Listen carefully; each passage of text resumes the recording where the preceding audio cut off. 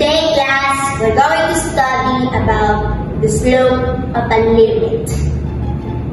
The slope of a limit is closely related to derivatives in calculus. Basically, it's about how the slope behaves as we approach a certain value. Silence! Go! Napakaingay! Worst section that I've ever handled. Grade 11 sum kita. Go! Gianna! Give me an example of a slope of a limit. Yung example po, yung driving a car po, yung tulad ng mga speedometer po, saka yung mga metro po. Tapos yung heart rate monitor naman po, yun naman po yung mga lines po, pag minomonitor po yung heart rate mo pag nag-exercise ka. Tapos yung stock market po, yun po yung mga sales para makuha po yung pagtaas sa pagbaba po ng mga stock prices po. Very good, Gianna. Now, class, I want you to relate it to mathematical concepts. Anyone? Mathematical concepts. You, Bisaya, kung ano?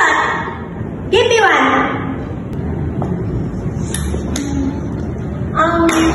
Kapag positive ang slope, parang mahal ka pa niya, pataas, masaya, at may progress.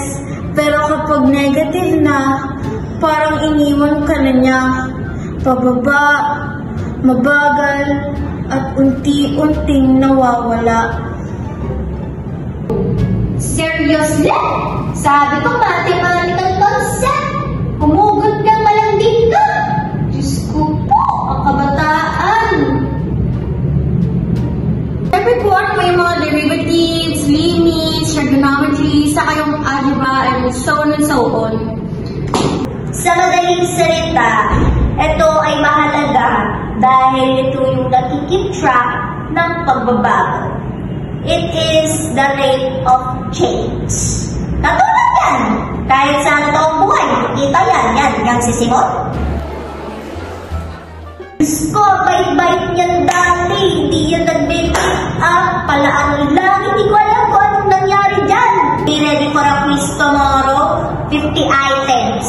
Identification, no erase. Thank you! I said go!